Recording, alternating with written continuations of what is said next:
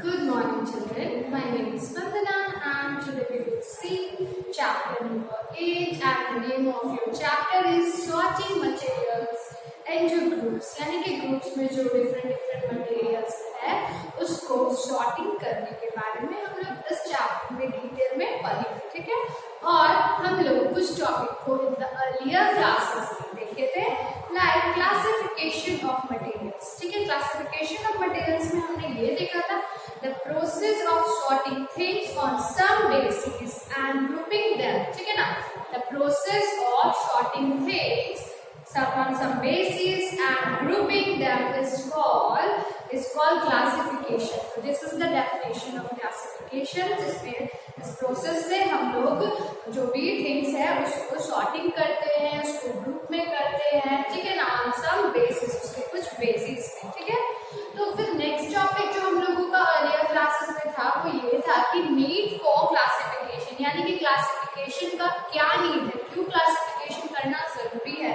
तो जैसे कि क्या है कि अलग अलग बहुत सारे प्रोडक्ट्स हैं और उसको सबको एक प्लेस पे अगर हम लोग रख देते हैं तो क्या होगा, उसको फाइंड करना काफी डिफिकल्ट हो जाएगा, है ना। तो इसीलिए हम लोग क्या करते हैं, जो डिफरेंट अलग अलग टाइप्स के जो प्रोडक्ट है उसको हम लोग अरेंज करके रखते हैं ताकि उसको फाइंड करना बहुत ही ईजी हो जाए, है ना।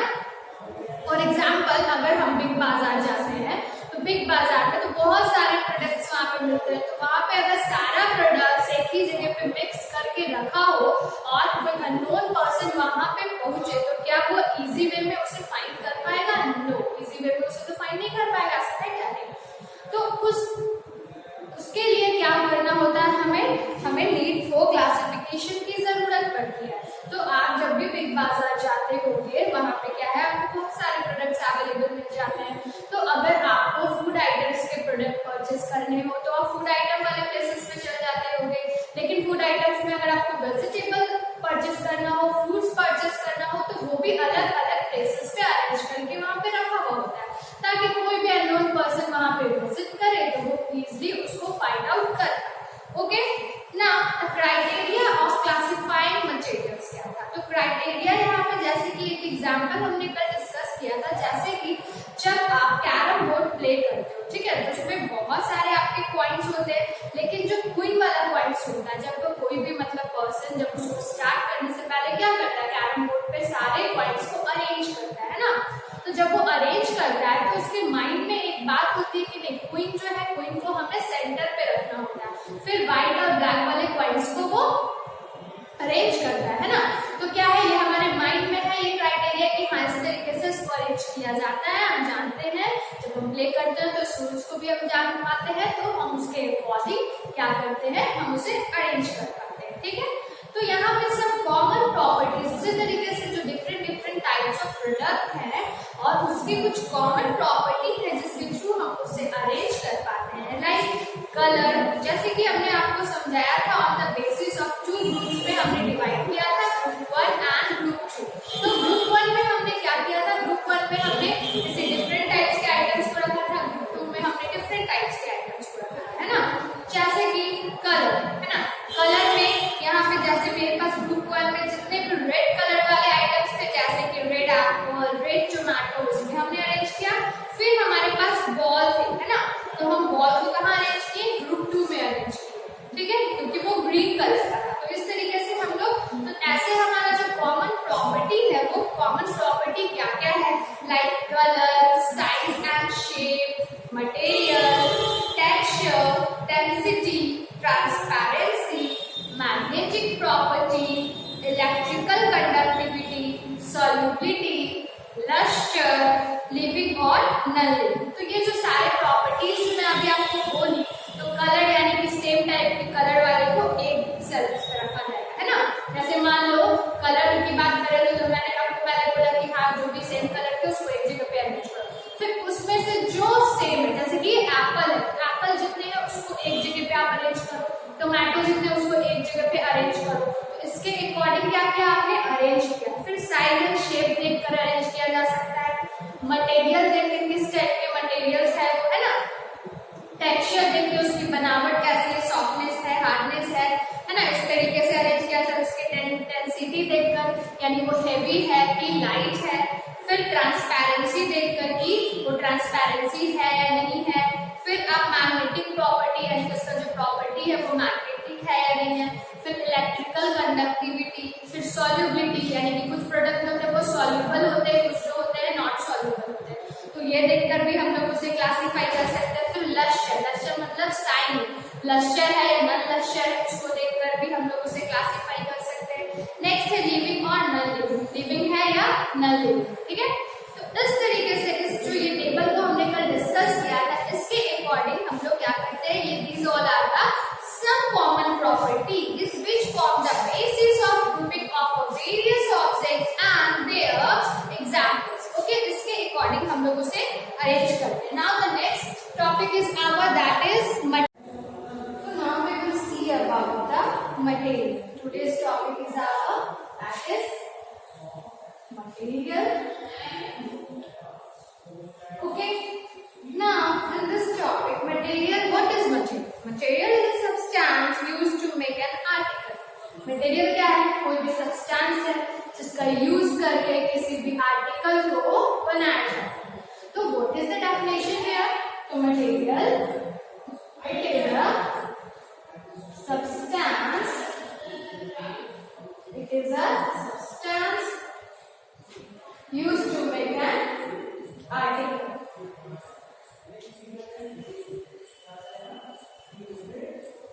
Used to make an article, यानी कि इसका यूज किया जाता है किसी भी आर्टिकल को बनाने के लिए।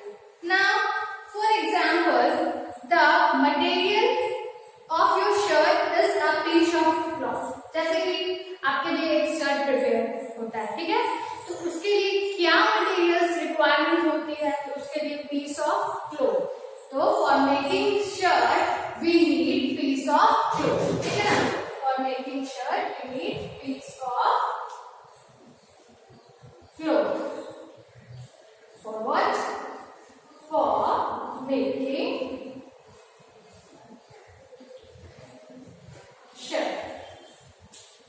ओके, तो क्या मटेरियल रिक्वायरमेंट हुई यहाँ पे? पीस ऑफ क्लोथ, क्योंकि अगर पीस ऑफ क्लोथ मिलेगा तभी तो शर्ट बनेगा। उसी तरीके से अगर बुक्स को बनाना है तो बुक्स के लिए क्या चीजें नीडेड होंगी? शीट्स ऑफ पेपर, ठीक है ना, sheets of paper is needed for, sheets of paper is needed for making books, for making books। यानी कोई भी चीज को बनाना हो, किसी भी थिंग्स को बनाना हो तो कुछ ना कुछ उसके लिए मटेरियल रिक्वायरमेंट होगी। जैसे वो चीजें वैसी मटेरियल्स, यानी कि बुक बनाना है तो उसके लिए सीड्स चाहिए, है ना, ठीक है, सीड्स ऑफ पेपर चाहिए। अगर कपड़े बनाने हैं तो उसके लिए पीसेस ऑफ क्लोथ्स चाहिए। ओके, तो इसी तरीके से अगर मान लो घर बनाना हो तो घर बनाने के लिए क्या चाहिए? ब्रिक्स चाहिए, सीमेंट चाहिए, सैंड चाहिए, सारी चीजें चाहिए, ठीक है। Now why do you think is your raincoat materials different from your shirt? उसी तरीके से ये तो यहाँ पे हम लोग मटेरियल की बात कर लिए। उसके बाद जैसे कि रेनकोट जो होता है, अब रेनकोट जिस मटेरियल से बनता है और शर्ट जो जिस मटेरियल से बनता है वो था डिफरेंट हियर। तो raincoat needs to be worn during the rain so that keep ourselves dry। अब रेनकोट को क्या वर्क करना होता है? वो हमें रेन से प्रोटेक्ट करता है ना, जिसके थ्रू वाटर जो है वो पास नहीं होता है और हम लोग ड्राई रहते हैं। Hence a raincoat is made up of some waterproof material। तो जो रेनकोट बनता है वो कैसे मटेरियल से बनता है? Raincoat is made from some waterproof materials।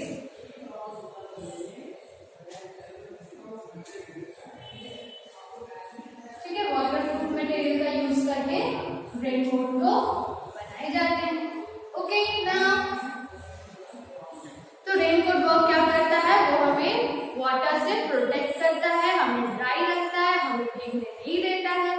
Thus the utility of an object decides the kind of material to be used to make that object। यानी कि किसी भी ऑब्जेक्ट को बनाना होता है तो वो डिसाइड करता है कि किस तरीके का ऑब्जेक्ट को बनाया जा रहा है, तो उसे किस तरीके की मटेरियल की रिक्वायरमेंट होगी।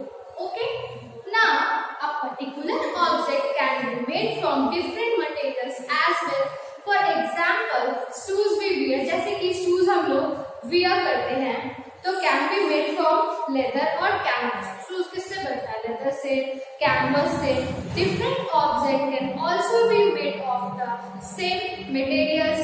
और for example wood is use, जैसे कि अलग अलग ऑब्जेक्ट है वो एक ही चीज से, जैसे कि अगर हम लोग वुड की बात करें तो वुड से फर्नीचर्स बनाए जाते हैं, लेकिन वुड से पेंसिल भी तो बनता है। तो यहाँ पे टू डिफरेंट ऑब्जेक्ट है but here are using the same materials, यानी कि wood is use for making furniture also and for making pencil also. तो there are the two different object but they using the same materials. तो यहाँ पे यही बात कह रहा है कि कभी कभी डिफरेंट ऑब्जेक्ट के लिए सेम मटेरियल्स का भी यूज होता है।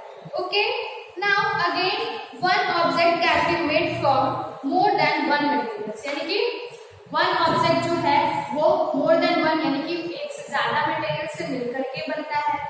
जैसे find out what the material used to make cake. जैसे कि अगर हम लोग केक की बात करें, ठीक है ना, केक को बनाना होता है तो उसमें कितने सारे मटेरियल्स, कितने सारे आइटम्स उसमें लगते हैं। जैसे उसके लिए बेकिंग सोडा चाहिए, बेकिंग पाउडर चाहिए, है ना, फ्लोर चाहिए। इस तरीके से बहुत सारी चीजें उसके लिए रिक्वायरमेंट होती है। बटर चाहिए। तो वो बन तो एक ही चीज रहा है लेकिन डिफरेंट डिफरेंट मटेरियल्स की रिक्वायरमेंट हो रही है। तो यहाँ पे ये कहा जा रहा है कभी कभी किसी एक मटेरियल को बनाने के लिए डिफरेंट डिफरेंट ऑब्जेक्ट की भी जरूरत होती है। All substances have some similar and some different properties. जितने भी substances है कभी कभी उसके कुछ similar और कुछ different properties होते हैं। One property common to all kinds of materials. एक property जितने भी kinds of materials के लिए common है और substance around us that they are matter. वो क्या common है कि जितने भी object है, जितने भी object हैं, all are matter. Matter क्या होता है? Matter is something that have weight and occupies space. तो जितने भी ऑब्जेक्ट हैं सब क्या है? All are matter. जितने भी ऑब्जेक्ट हैं all are matter. और matter क्या है? Matter is something that have weight. इसका weight होता है और occupies space, और वो स्पेस को भी ऑक्यूपाइज करता है। तो जितने भी ऑब्जेक्ट की बात करें तो उसका कुछ ना कुछ वेट तो होता है, या लाइट हो, हेवी हो, but some weights are there. तो और वो कुछ ना कुछ स्पेस भी ऑक्यूपाइज करता है। जहाँ पे भी उसको रखा जाता है, प्लेस किया जाता है, वहां पे कुछ ना कुछ स्पेस तो उसको लगते हैं। ओके ना, तो यहाँ पे यही था अबाउट द मटेरियल्स। मटेरियल के बारे में हम लोग क्या क्या पढ़े? It is substance used to make an articles, या वो सब्सटेंस है जिसके यूज से आर्टिकल बनाया जाता है। ओके, जैसे कि अगर हमें एक शर्ट बनाना तो शर्ट बनाने के लिए क्या लगेगा? Piece of cloth. अगर आपको बुक बनाना हो, बुक बनाने के लिए क्या रिक्वायरमेंट होगी? Sheets of paper. बुक के लिए शीट्स ऑफ पेपर। उसी तरीके से अगर रेनकोट बनाना हो तो रेनकोट के लिए ऐसे मटेरियल चाहिए जो वाटरप्रूफ होना चाहिए, क्योंकि वाटरप्रूफ होगा तभी तो वो हमें ड्राई रखेगा वाटर से, ठीक है, रेन से। तो यहाँ पे भले ही कभी कभी क्या होता है कि डिफरेंट ऑब्जेक्ट जो है वो एक ही मटेरियल से बनते हैं। जैसे कि मैंने अभी एग्जांपल लिया फर्नीचर वाला और पेंसिल वाला। फर्नीचर भी वुड से बनते हैं और पेंसिल भी वुड से बनाए जाते हैं, ठीक है, ये तो क्लियर है। पर कभी कभी एक मटेरियल को बनाने के लिए, एक ऑब्जेक्ट को बनाने के लिए डिफरेंट मटेरियल्स का यूजेस होता है, जिसके लिए मैंने एग्जांपल लिया था फॉर मेकिंग केक। ओके, तो इस तरीके से हम लोग देखे अबाउट द मटेरियल्स। अब यहाँ पे एक कॉमन चीज है कि जितने भी ऑब्जेक्ट है all are matter, all are matter. And what is matter?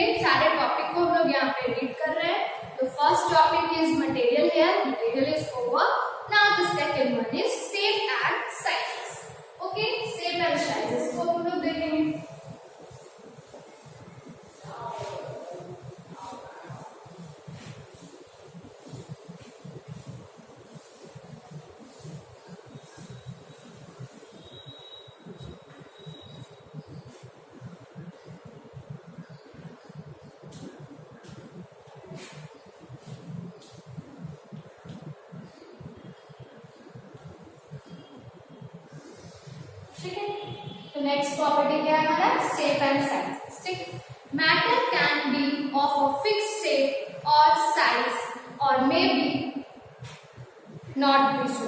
ठीक है ना, जो मैटर है या तो वो फिक्स शेप का होगा, फिक्स साइज का होगा, और ऐसा नहीं भी हो सकता है। सेलेक्ट फ्रॉम द ऑब्जेक्ट, यहाँ पे कुछ ऑब्जेक्ट हमारे बुक में दिए हुए हैं और उसमें से कहा जा रहा है कि सेलेक्ट कीजिए और सेलेक्ट कीजिए विच हैव फिक्स शेप और separate them from those which do not fix shape. Beside these, there is a third type of object which change their shape and size. Identify them. तो यहाँ पे मैं 8.5 figure में क्या क्या object है वो मैं आपको शो करूंगी। सी, here are the some object, और यहाँ पे बोल रहा है कि किसके फिक्स शेप है उसको आप एक जगह पे कीजिए। तो फिक्स शेप किसके हो, चेयर के, और किसके फिक्स शेप नहीं है तो इसके हो जाएंगे। और यहाँ पे कह रहा है कि जिसका शेप चेंज हो सकता है, तो ये हो गया। तो इस तरीके से यहाँ पे 3 टाइप के हमारे पास ऑब्जेक्ट है, solid, liquids and gases. Okay, तो उसके अकॉर्डिंग यहाँ पे आइडेंटिफाई करने के लिए बोला गया था। तो thus on the basis of fixed or changing shape and size we can group object into 3 categories। ठीक है ना, तो solid, liquid and gases 3 categories में ग्रुपिंग करने के लिए बोला जा रहा है। And what are the 3 categories here? 3 categories are solid, okay, now the second one is liquid and the third one is this is gas।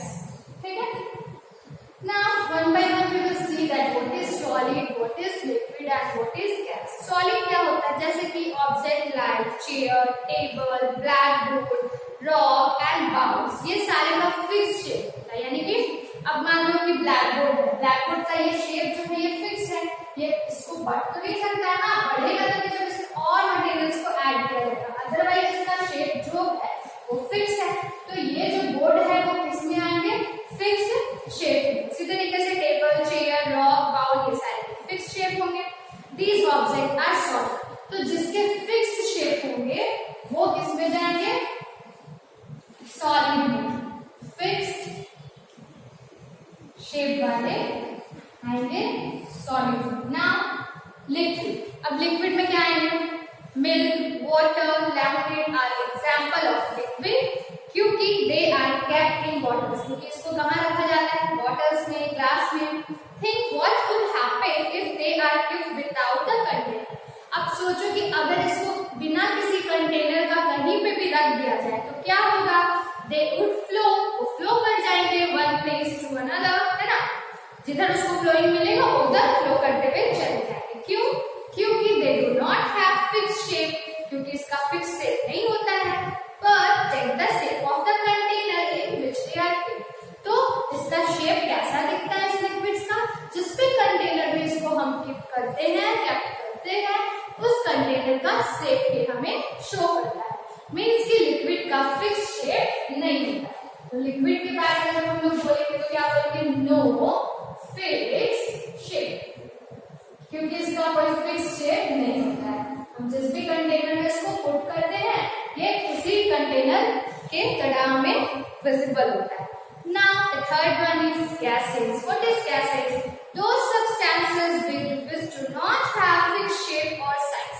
वैसा सब्सटेंस जिसका कोई भी फिक्स्ड शेप या फिक्स्ड साइज नहीं होता है और वो जितने भी स्पेसेस अवेलेबल होते हैं उसको ऑक्यूपाइज कर देता है। मींस कि यहाँ पे इतने सारे स्पेसेस अवेलेबल हैं तो ये स्पेस को क्या करेगा, ऑक्यूपाइज करेगा। To them are gases. तो वैसा सब्सटेंस जिसका कोई भी फिक्स्ड शेप और फिक्स्ड साइज नहीं होता है और वो अपने अवेलेबल स्पेस को ऑक्यूपाइज करते हैं तो उसे क्या बोला जाता है, गैसेस। यानी कि गैसेस में हम लोग बोलेंगे no fixed shape and sizes. ना तो इसका फिक्स्ड शेप होता है ना ही इसका फिक्स्ड साइजेस होता है।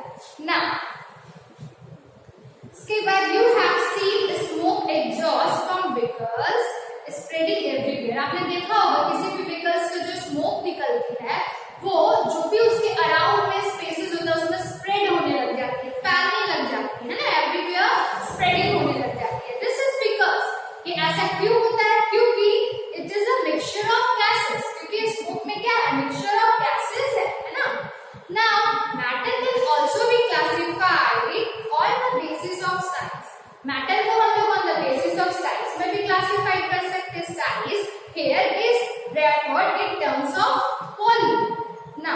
Now we will see. As you can see in figure 8.6, मैं अभी आपको शो करूंगी. Both the iron balls and cotton wool have the same mass. ठीक है ना, मेरे पास आयरन बॉल है और iron ball and cotton wool है और दोनों का जो मास है यानी दोनों का जो वेट है वो सेम है. 1 किलोग्राम. क्या है दोनों? That is 1 kilogram. But if you notice carefully, you will find that they occupy different amount of space. तो जब आप उन दोनों को केयरफुली देखोगे, आयरन बॉल्स को और कॉटन वूल्स को, तो दोनों ने जो स्पेस को ऑक्यूपाइज किया है, both are different. Okay? तो both are different, occupies the different amount of space. 1 kilogram of iron occupies very less space और वही 1 kilogram of cotton wool occupied very large space. ठीक है, चलो मैं अभी आपको थोड़ा पिक्चर्स के थ्रू दिखा दूं, फिर आप उससे भी एक बार ऑब्जर्व कर लो खुद से. तो now see, this is the picture. ये इस पिक्चर में आप देखो, ये है कॉटन वूल और ये है आयरन बॉल. अब दोनों 1 kg का है ना, बट दोनों ने सेम स्पेस को ऑक्यूपाई किया है? नो. इसका स्पेस जो है, कॉटन वूल का स्पेस ज्यादा ऑक्यूपाइज हुआ है, बट वही आयरन की बात करें, आयरन बॉल की, तो उसका स्पेस बहुत ही कम ऑक्यूपाइज हुआ है ना. इससे हम लोग क्या देख रहे हैं कि सेम वेट का होने के बावजूद मटेरियल डिफरेंट है, तो इस कारण से स्पेस भी डिफरेंट ऑक्यूपाइज हुआ है ना. तो now look at the figure 8.5 is the name of object which have a fixed volume and those which do not. यहाँ पे फिगर 8.5 में भी कुछ ऑब्जेक्ट दिए हुए थे, जैसे कि चेयर था, फिर आपका मिल्क था और गैसेस थे, स्मोक थे. तो वो क्या डिफरेंट स्पेस को ऑक्यूपाइज किया है. वहां पे ये पूछा जा रहा है, फिक्स्ड वॉल्यूम है सभी का. Matter is made up of tiny particles. अब यहाँ पे क्या है? मॉलिक्यूल्स. ओके, मॉलिक्यूल्स है. मॉलिक्यूल्स क्या है? What is molecules? तो जो मैटर जो है, मैंने क्या बोला, जितने भी ऑब्जेक्ट है around us all are matter. अब ये जो मैटर है ये किससे बने? Is made up of molecules. ठीक है ना, is made up of molecules. तो मॉलिक्यूल्स का डेफिनेशन हो जाएगा matter is made up of tiny particles called molecules. Matter is made up of teeny particles, that is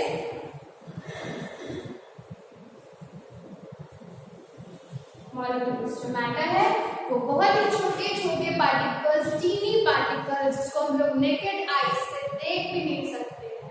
तो दैट इज, इतना छोटा है वो, तो वो टीनी पार्टिकल्स से मिलकर के बना है and that teeny particles are called molecules. Okay students, now these molecules are arranged in different ways in different states of matter.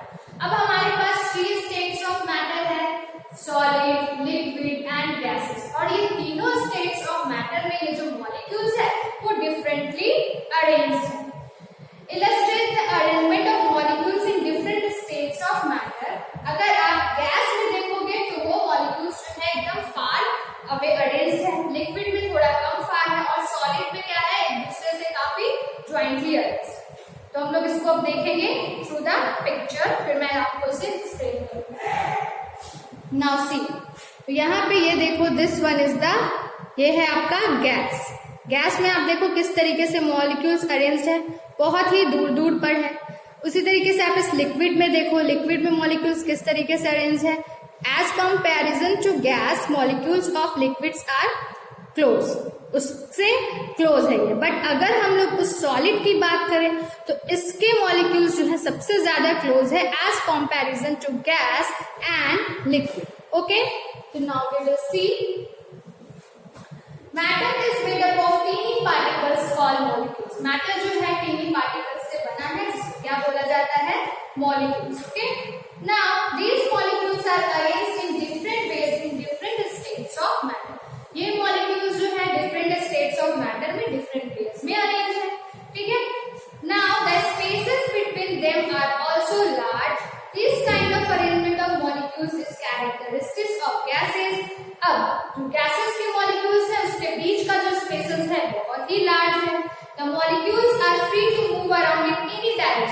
उसके जो मॉलिक्यूल्स है उसके बीच में बहुत लार्ज स्पेस है, इसीलिए वो फ्रीली किसी भी डायरेक्शन में इजीली मूव कर पाता है। Thus gases do not have, इसीलिए हम लोग कह सकते हैं gases do not have fixed shape, size and volume। तो gases का ना साइज है ना ही वॉल्यूम। उसी तरीके से हम लोग figure 8.7 that is of liquid. तो लिक्विड में आप लोगों ने क्या देखा, the molecules are seen not very close to one another. एक दूसरे से जो मॉलिक्यूल्स है वो बहुत क्लोज नहीं नजर आ रहा है। देयर आर स्पेसेस, उसके बीच में स्पेसेस है too small in between the molecules. This kind of arrangement in liquid allows the molecules to move. Okay, तो इस तरीके के जो मॉलिक्यूल्स है वो अलाउ करते हैं इसे मूव करने के लिए। उसी तरीके से अगर मैं बात करूं सॉलिड की, तो molecules are seen too very close, और जो सॉलिड के जो मॉलिक्यूल्स है एक दूसरे से बहुत ही क्लोज है, दे आर टाइटली पैक्ड, वो बहुत ही टाइटली पैक्ड होते हैं, इसीलिए no space is seen in between the molecules. इसीलिए उन दोनों के बीच में कोई भी स्पेस सीन नहीं किया देखा जा सकता है। This kind of molecular arrangement in solid, liquid and gas them a fixed shape and volume. ठीक है ना, तो इस काइंड ऑफ जो मॉलिक्यूलर अरेंजमेंट है जो सॉलिड, लिक्विड और गैसेस में जो आप लोग देख चुके हो, तो now this kind of molecular arrangement in solid gives them a fixed shape and volume. इसलिए हम लोग कह सकते हैं सॉलिड के फिक्स्ड शेप और वॉल्यूम। So student